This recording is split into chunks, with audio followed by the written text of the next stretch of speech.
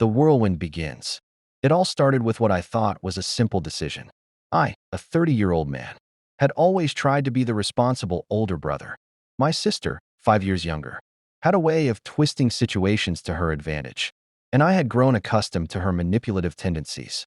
But this time, her actions spiraled into something far beyond anything I could have imagined. It was a Tuesday morning when my sister called me at the crack of dawn.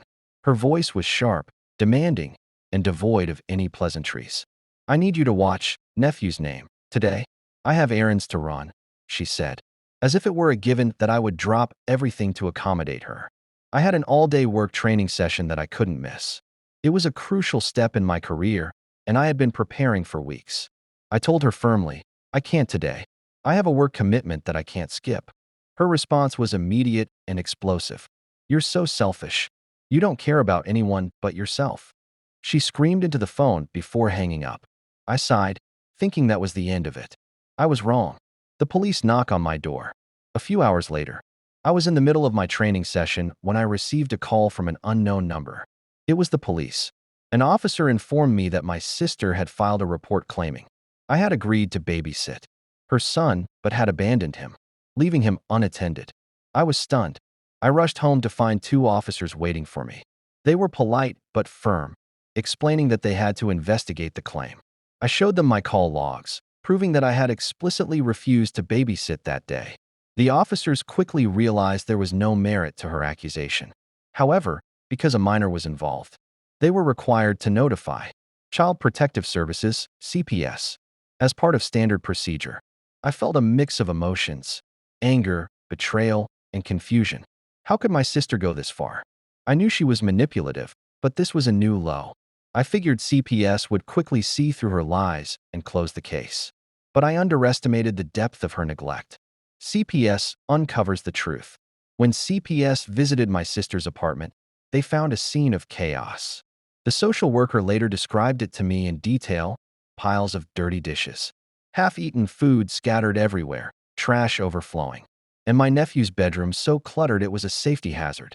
Worse, they noticed unexplained bruises on my nephew's arm. My sister dismissed them as playground injuries, but the social workers were skeptical.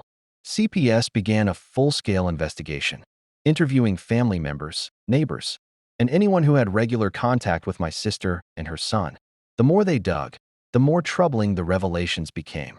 My sister, desperate to shift the blame, claimed that I had orchestrated the CPS investigation to get back at her for the false police report. She even called me, screaming, "You ruined my life. If you had just babysat that day, none of this would have happened." Her logic was baffling. She was the one who had lied to the police, not me. I refused to accept her guilt-tripping, which only enraged her further. Family tensions rise. As the investigation progressed, my parents were pulled into the fray. They had always enabled my sister's behavior, excusing her actions as the result of being overwhelmed. My father, in particular, tried to pressure me into babysitting more often to help my sister demonstrate to CPS that she had a reliable support system. He framed it as my duty to protect my nephew from the possibility of foster care. While I loved my nephew dearly, I was furious that my sister had put me in this position. I told my father, "Enabling her isn't helping.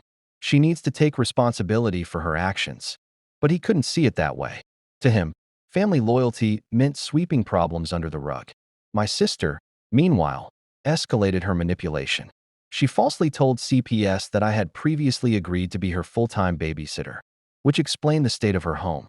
She claimed she had been relying on me to manage her son more often.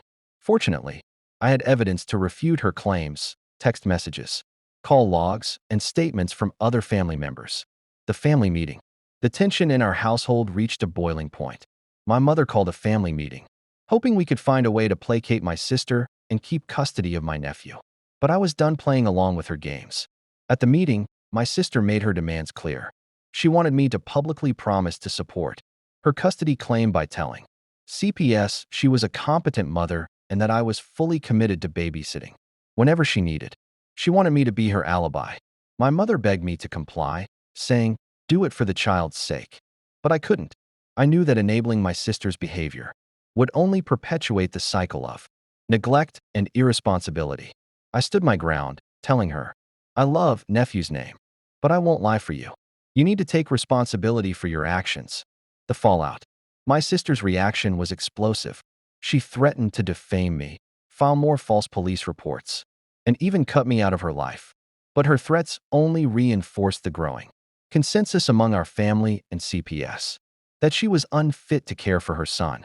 CPS ultimately decided to place my nephew in the temporary custody of my parents, with strict conditions for my sister to regain custody. She was required to attend parenting classes, therapy, and demonstrate a stable living environment. It was a wake-up call for her. But whether she would rise to the occasion remained to be seen. Reflections. After all, this always ordeal been a forced whiz me with to confront technology. issues in my Coding, family that I had gaming, ignored whatever. for far too It was long. his thing. My But then sister's there were sense the of whispered phone entitlement, calls. my parents' Who are you enabling talking to? behavior, I asked And my one own evening, reluctance to catching set him in the boundaries kitchen with had the all phone pressed to contributed to the his ear. situation. He looked While it startled, was painful, like a deer I caught in realized that headlights. sometimes, The hardest nobody, decisions are he the ones said, that lead to shoving the the most growth. I continued to be a presence in my nephew's life, ensuring he had the love and stability he deserved. But I also learned to set clear boundaries with my sister, refusing to be drawn into her manipulative schemes. It wasn't easy, but it was necessary. In the end, the dark truths that CPS uncovered were a harsh but necessary reckoning for our family.